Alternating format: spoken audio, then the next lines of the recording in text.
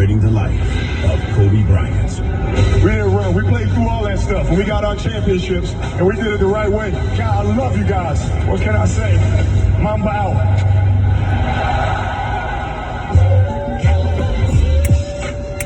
It's Shaquille Morris Jr. We're presented by Progressive Insurance.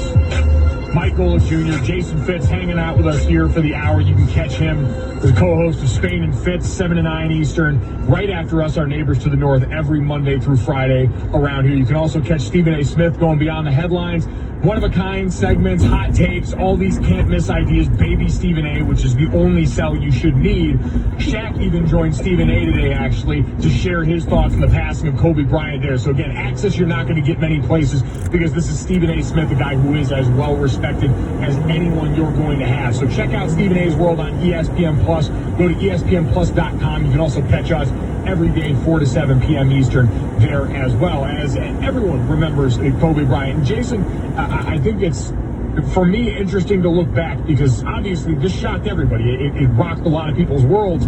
But at the same time, for me, I was the first to acknowledge I didn't have a personal connection to Kobe Bryant outside of, respect for the athletic prowess, respect for what any champion builds in the way that he went about doing it, the tenacity that he attacked it with. But I remember on this day a year ago, as a lot of people were trying to process this, you were getting ready to go on air, and it was a particularly emotional time for you. And I'm just curious how you're doing, because I know this was a day that, like for a lot of people, even people that didn't know him personally, impacted them, and I know you were one of those people.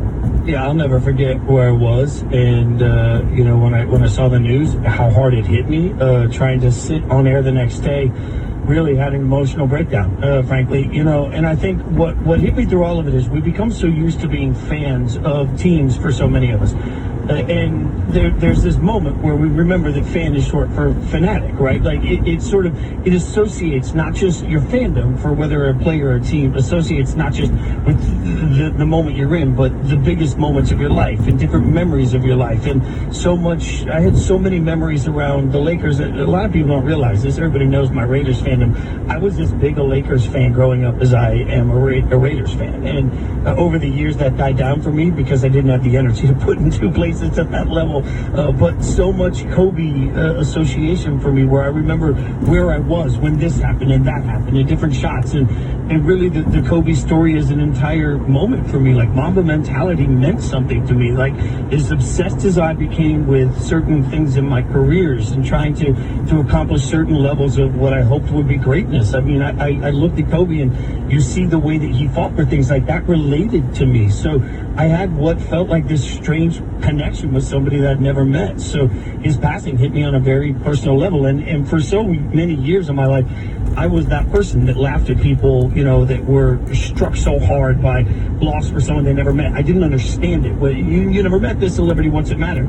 Over the last few years, I've seen so many of my influences pass that it just hits you harder and harder each time because of the association to particular moments. So I use this every year as a reminder, frankly, now to what Kobe meant to me, what it means to be driven to success, but also his ability later in life to step back and say, I've got to find a way to be obsessed about something other than what I'm accomplishing in life. That's been very difficult for me at times.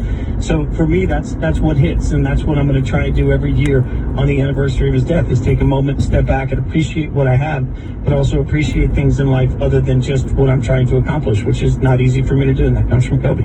Shaquille Morris Jr. here on ESPN Radio. Jason Fitz hanging out with us here right now. Mike Golick Jr. as well. And Jason, this is not certainly because so much of today is obviously about remembering Kobe Bryant, remembering Gianna, who was gone far too soon and had so much life left to live. Both of them did, as well as the other people that were victims in that helicopter crash. And it is a personal thing in the way death is for everybody. But I think what you just pointed out there reminds me so much of why, as you mentioned, as we watch people that we know, people that we've seen from afar but respect because of what they accomplished past, it's a reminder that these people, when they accomplish at a level like Kobe Bryant did, become markers for our lives. And we don't get to see what we hear from people that played with Kobe Bryant, which you heard all over the jump today, people that knew him well, that got to spend time with him outside of sports, got to know the person. But we saw the athlete that accomplished, that did things that so few of us are capable of. And so we tend to look for the parts that we can try and relate to, the parts that we can try and emulate. And Jason, I think especially for you, given that you are someone that made a big career change, that spent a life in music and now is chasing something different, that there's a part of Kobe Bryant, when someone is as big and awe-inspiring in what they do and accomplish as Kobe Bryant, I think there's a part that everybody can take and say, I can apply to my life in a way that's aspirational, that gives me something to reach for. Well, drive, like this whole competitive thought, like obviously it's no secret to anybody, I wasn't an athlete, right? But there's a competitiveness to the music business that really I grew up in. And I'll never forget one of our bosses. I sat in our office at ESPN. I had my job here for all of, 3 days.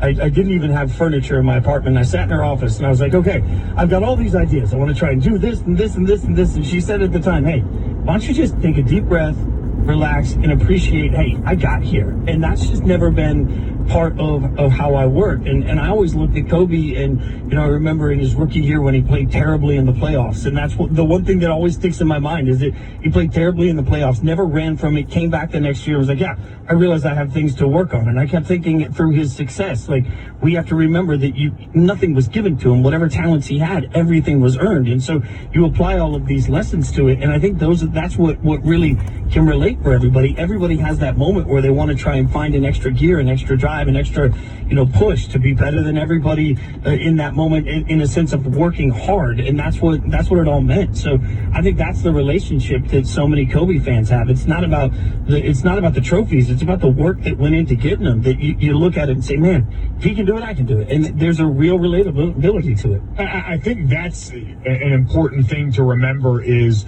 the reason I think someone like Kobe Bryant resonates with so many people is the work seemed very overt. You had an understanding that as gifted as he was, that it was the work that mattered most to him. It was that drive. And so that's certainly one of many parts of a person who was very multifaceted, was very round, and had a lot to him. Kobe Bryant can never be seen as a flat character, especially as we remember him now on this unfortunate anniversary of a day for so many people. But Jason, listen, always a pleasure getting to catch up with you, man. And, obviously we wish it were under better circumstances, but appreciate you coming and hanging out with your neighbors to the south. Please get that right when you refer to us in the future. Neighbors to the north.